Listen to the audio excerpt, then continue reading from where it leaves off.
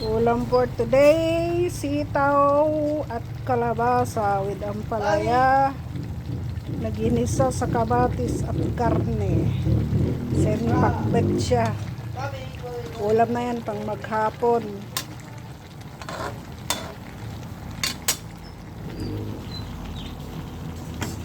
Dahil walang pasok, ayan ang ulam namin, gulay.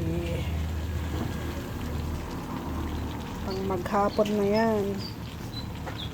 Ito na yung kanin natin. Ang mga walang pasok pang estudyante.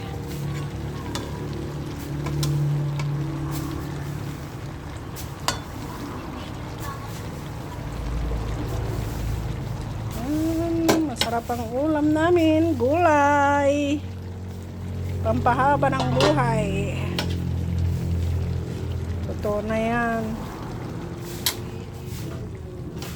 Okay na.